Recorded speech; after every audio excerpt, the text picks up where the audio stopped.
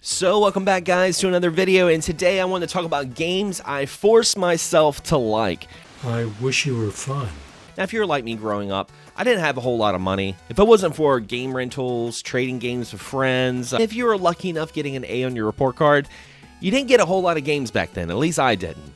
So when I got a game, I always tried to really enjoy the experience, and sometimes you can only look at that glass half full so many times before you realize there's not much drink in that glass. Now, the first game I want to talk about has a really interesting story because I had a friend in middle school that I really didn't like.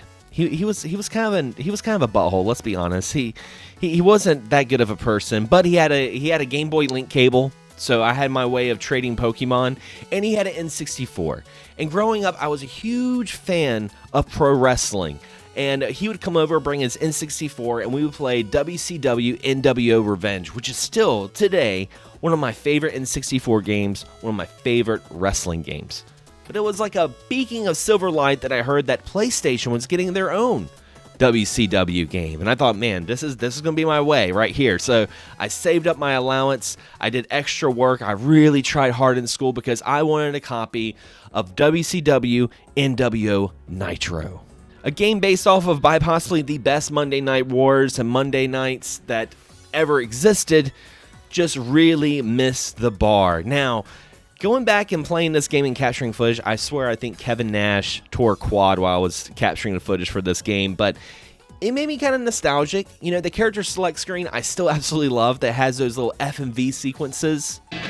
You want to wrestle an inch more Ric Flair, you got to be able to watch that eye and style and profile. Woo! You gotta love Ric Flair. You gotta love Ric Flair. But the game itself was very awkward because it was almost like they were trying to go for a more arcade style game, and like a WWF in your house kind of feel. It wasn't as realistic as some of the games on the N64 with the grappling system. And while the game itself looks pretty good, the controls were absolutely garbage. Not to beat around the bush, it was bad.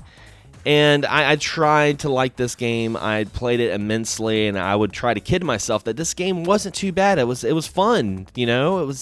There was some good times with it, but it really wasn't. And shame on me. I tried to give the series another chance with WCW NWO Thunder, and it was just as bad. These games are horrible. Now, what's even worse than trying to like a video game is trying to like a video game with a new console. Let's face it, when you get a brand new console, those first handful of games you get is your first experience to a whole new world. It was the Christmas of '93. I remember I was supposed to be sleeping, but I overheard my mom talking to my grandpa on the phone saying, yeah, I got him a Game Boy, but I didn't get him any games. It didn't come with any games. So I was excited because I knew I was getting a Game Boy. Also, I was really puzzled because I realized Santa Claus is not real. Spoiler alert.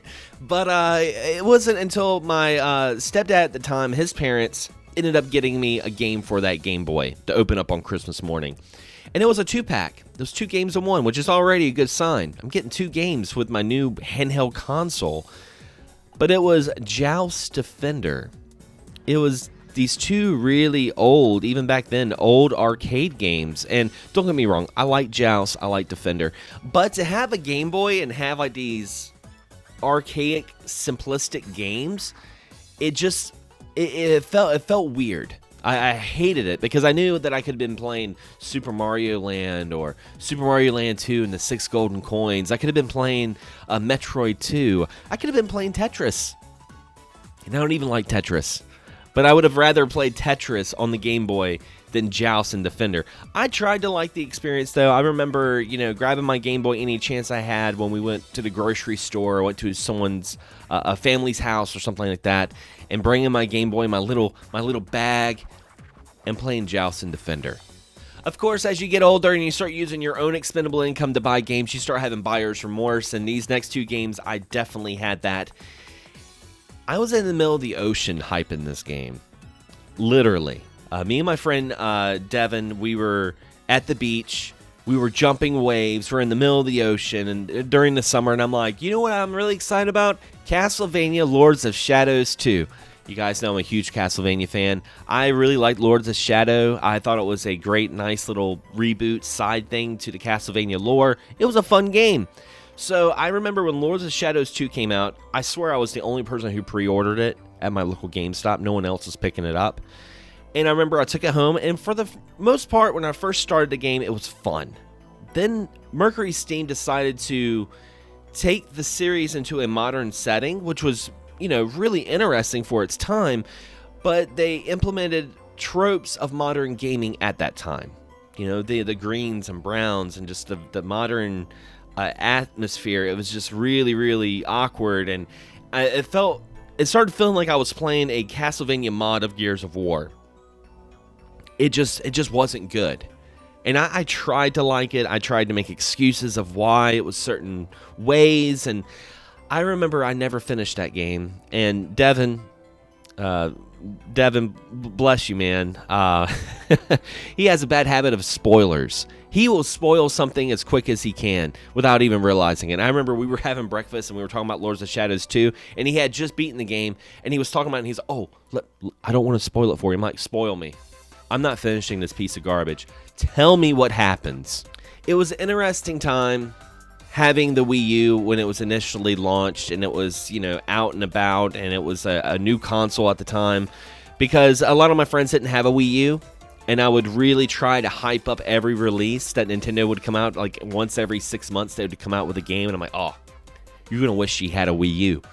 I'm playing the new Mario Kart or new Mario Maker. And, it's funny because a lot of those games out now on the Nintendo Switch, but one game I really tried to force myself to like was Star Fox Zero. Star Fox Zero is a great game. I'll be honest, the graphics are awesome, the soundtrack's great. It's everything that you would love for a Star Fox game in modern times, but the controls, I don't know what they were thinking. They were really trying to push the motion gyro controls, and they dropped the ball. It just was not fun. I tried to like it. I ended up beating it, and I really did enjoy it for the most part, but it could have been so much better.